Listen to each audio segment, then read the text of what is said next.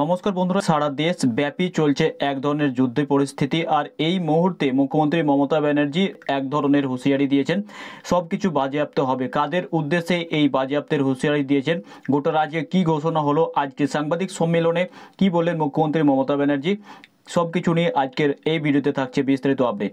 ভাবে দেখতে পাচ্ছেন এখানে বলছে, জঙ্গি হামলার বিরুদ্ধে ভারতের অপারেশন সিন্দুর পাকিস্তানের পায়ের নিচের মাটি নাড়িয়ে দিয়েছে। তা সত্ত্বেও ভারতে বড়সড় হামলার ছক কষছে পাকিস্তান।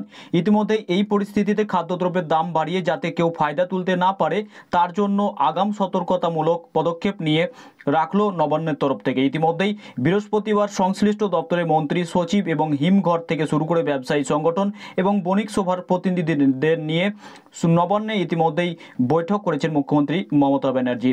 তারপরে দেখুন বলছে, এই বৈঠকে তাদের সাফ নির্দেশ দিয়েছেন, দেশের বর্তমান পরিস্থিতিতে কেউ যেন কালোবাজারি না করে, বেশি মুনাফার লক্ষ্যে কেউ যেন নিত্য প্রয়োজনীয় জিনিসের মজুত এবং হোর্ডিং করে না রাখে। এটা ক্রিমিনাল অফেন্স। কালোবাজারি করলে তাদের জিনিসপত্র বাজেয়াপ্ত করা হবে। তো পরিষ্কারভাবে দেখতে পাচ্ছেন মুখ্যমন্ত্রী মমতা ব্যানার্জি ব্যবসায়ীদের উদ্দেশ্যে বলেছেন, শুধুমাত্র ব্যবসায়ী বললে হবে না, যাদের যাদের নাম নিলাম তাদের উদ্দেশ্যে বলেছেন যে কালোবাজারি করলে তাদের কিন্তু সমস্ত জিনিস বাজেয়াপ্ত করে নেওয়া হবে। এদিন সীমান্ত এলাকা নিয়েও পুলিশ প্রশাসনকে সতর্ক করে দিয়েছেন মুখ্যমন্ত্রী।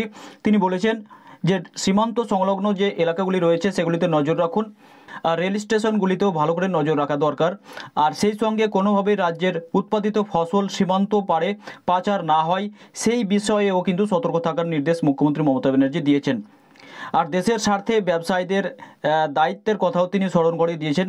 তার কথায়, পহেলগাঁও যে ঘটনা, সেই ঘটনা নিয়ে যে পরিস্থিতি তৈরি হয়েছে তাতে নিজেদের মজুদ ভাণ্ডার ঠিক রাখতে বলা হয়েছে। আর মনে রাখতে বলা হয়েছে, এটা মানুষের পাশে দাঁড়ানোর সময়, টাকা রোজগার করার সময় নয়। কখনো কখনো কেউ সুযোগের সদ্ব্যবহার করে। এছাড়া তিনি বলেছেন যে টাস্ক ফোর্স এবং পুলিশকে আচমকা পরিদর্শনে যাওয়ার নির্দেশও তিনি দিয়েছেন, তবে তা করতে গিয়ে আখের গোছানোর কথাও যেন কারো মাথায় না আসে। এই বিষয়ে তার এই করা মনোভাব জানিয়ে মুখ্যমন্ত্রী পরিষ্কার করে জানিয়ে দেন যে প্রশাসনকে না জানিয়ে রেড বা হানা দিতে যাওয়া যাবে না। এছাড়াও শাকসবজি থেকে শুরু করে মাছ মাংসের বর্তমান বাজার দর নিয়েও আলোচনা করেন তিনি বলেছেন যে মানুষকে ন্যায্য মূল্যে শাকসবজি সরবরাহের লক্ষ্যে সক্রিয়ভাবে কাজ করছে 649টি সুফল বাংলা স্টল এবং 100টি শীঘ্রই চালু করে দেওয়া হবে। পুজোর আগে যুক্ত হবে আরও 250টি স্টল। তবে মাছের চড়া দাম নিয়ে ক্ষোভ উগরে দেন মুখ্যমন্ত্রী মমতা ব্যানার্জি। তো যাই হোক, সব মিলিয়ে আপনাদেরকে খেয়াল রাখতে হবে যাতে বর্তমান বাজার পরিস্থিতিতে কোনো জিনিসের দাম আকাশ ছোঁয়া না হয়ে যায়, সেই দিকে নজর রাখার জন্যই কিন্তু মুখ্যমন্ত্রী সকলের উদ্দেশ্যে এই বার্তাটি দিয়েছে। সকল ব্যবসায়ীদেরকে এই মুহূর্তে দেশের স্বার্থে কাজ করে যেতে হবে, নিজের মুনাফার দিকে লক্ষ্য না রেখে।